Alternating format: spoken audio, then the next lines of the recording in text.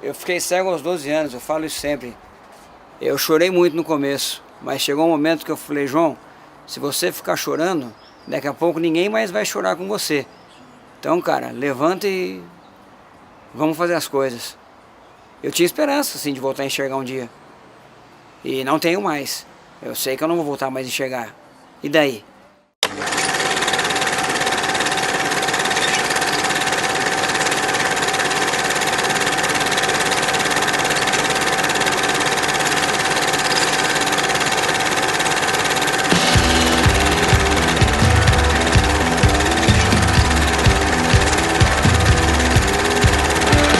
Senhoras e senhores, tudo bem? Meu nome é Emílio Zagaia. Com 42 anos, eu sofri um acidente vascular cerebral, um AVC isquêmico. Eu não andava, eu não falava, nada, mas agora tá tudo bem, tá lindo. Zoe, a vida é hoje. Hoje, um reprise do João Durval.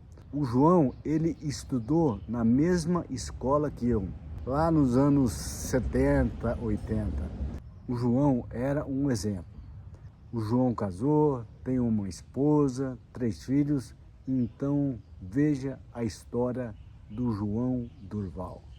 Eu fiquei cego aos 12 anos de idade. Em 79, eu tive uma febre muito alta, ali por setembro.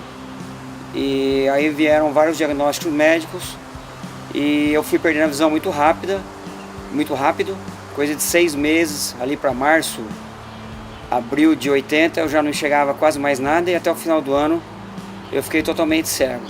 E uma sequência de tratamentos médicos e diagnósticos equivocados. Chegar ao ponto de ter diagnóstico de uma doença, neurofibromatose, ter que fazer radioterapia em São Paulo, que acabar de ficar definitivamente cego, com surdez e retardo mental.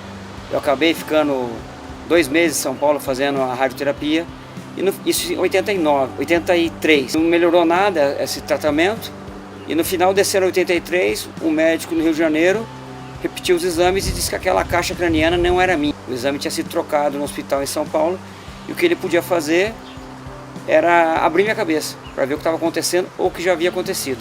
Eu quis fazer a cirurgia, minha família entendeu, fizemos a cirurgia. Ele descobriu que eu tinha, que era aracnoidite crônica, uma doença muito rara, e diante da gravidade, eu tive os 2 nervos ópticos atrofiados e a minha cegueira é irreversível. O começo foi em decorrência de uma doença, então quando a gente está doente, a gente tem expectativa e esperança de se curar.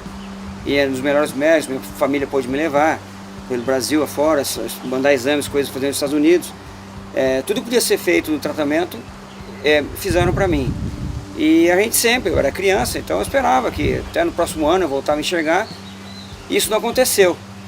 Aí até que um dia minha mãe falou, olha filho, você tem que voltar a estudar. Eu falei, mãe, então vai lá na escola, conversa com as pessoas se eles me aceitam.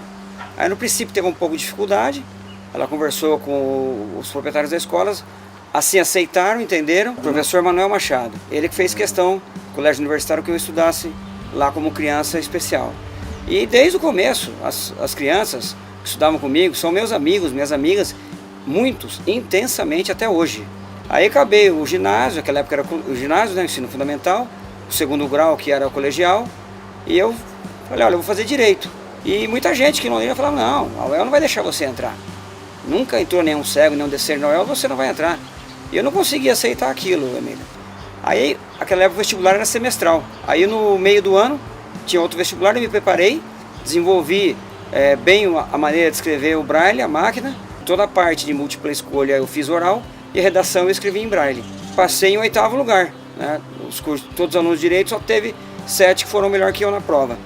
E entrei na UEL e não tinha nada.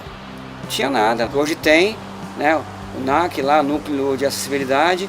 Eu hoje estou fazendo uma disciplina de mestrado na área de filosofia.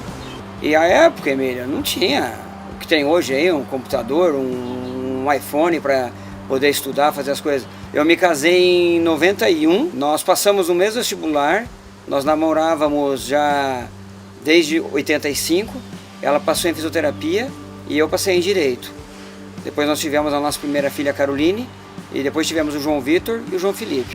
Pai, você é meu grande orgulho e inspiração. Te amo muito. O Pedro também mandou um beijo e falou que te admira demais. Isso aí, pai. Te amo muito e, agradecer tudo aí sempre que você fez pela gente. A gente tem muito orgulho de você e a gente te ama muito. Você é muito especial, muito importante na nossa vida e todos nós te amamos muito. Aqui, amor, estão os 3 maiores presentes que nós temos juntos. Muito obrigada pela nossa família, pela nossa vida. Você é uma pessoa muito especial, com grandes qualidades, extremamente inteligente e de bom coração. Amamos muito você. Entendo que muita coisa hoje do direito para a pessoa com deficiência decorre de lei. Eu, claro que poderia ser um idealismo da minha parte, quão melhor seria se as pessoas agissem de própria consciência. Por exemplo, ainda hoje eu vi uma reportagem que está instalado ali na rua Sergipe, um sinaleiro sonoro entre a Sergipe e a São Paulo e entre a Sergipe e Rio de Janeiro, foi emitindo som de acordo com a velocidade do som para o cego saber se o trânsito está livre ou não. E eu já ouvi dizer que tem pessoa reclamando que o barulho incomoda. As coisas estão mudando sim em decorrência de lei. Claro, muita gente tem consciência. Nós temos hoje o Estatuto do Direito da Pessoa com Deficiência. Eu faço ainda palestras, agora por causa da pandemia não estou fazendo. E vou, colégio, empresa, onde me chamarem eu vou para falar sobre os direitos. A evolução da história, né, da pessoa com deficiência. Que outrora nós éramos jogados na montanha, nos rios, né, Emílio? Uma história lá da antiga da humanidade. É terrível a falta de inclusão e de interesse. Ainda bem que o ser humano evoluiu e está evoluindo, então nós estamos aqui para, sei lá, eu tenho um programa chamado Locomotiva Sonora, o rock com suas influências e vertentes. Então o meu acervo de CDs e vinis eu programo, né, faço a programação e produzo e apresento o programa. Faz 2 semanas que eu voltei a gravar no estúdio da UEL, que está permitido. E a discotecagem não sei quando vai voltar. Estou estudando agora filosofia, fazendo uma disciplina que eu já falei na área de filosofia, disciplina do mestrado.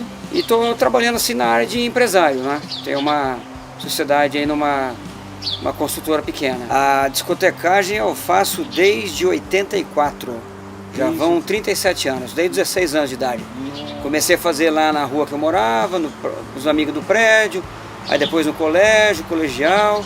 Depois na época da UEL, pegava os cursos lá, fazia a festa do João. Começou com 100 pessoas, chegou a 2.000. Aí depois o pessoal do Valentino me chamou para discotecar lá em 2000, que eu frequentava o bar há muito tempo e levava os CDs, discos. O Chamé falou, João, faz discotecagem aí e tal. Então aí comecei a fazer. Aí o pessoal do bar lá também, totalmente, né, preocupado com a inclusão, né? Não é um bar exclusivo, então muito bacana, Vermelho. Esses dias atrás aí, o ministro da Educação falou que criança com deficiência atrapalha a sala de aula. Eu tenho certeza que ele nunca viu uma criança com deficiência em uma sala, senão ele não teria falado isso. Aí depois ele insistiu no assunto dizendo que o governo não era inclusivista. Até agora não estou sabendo de alguma medida da parte dele restringindo o direito que nós temos já adquiridos, principalmente pelo Estatuto do Direito da Pessoa com Deficiência. O olhar às vezes condena, porque talento, todos nós humanos temos. Não há nada que possa acontecer com a vida de um humano que o tire da condição de gente. Então, a pessoa com deficiência tem que tomar conta do seu talento, procurar desenvolver o seu talento, buscar o seu direito. Se a sociedade quiser botar obstáculos, nós temos direito hoje para transpor esses obstáculos. E a vida é isso aí. O que é a vida? O que é a vida? Eu tenho descoberto nos últimos 15 anos da minha vida uma condição um tanto quanto cética. Talvez por tanta maldade do ser humano.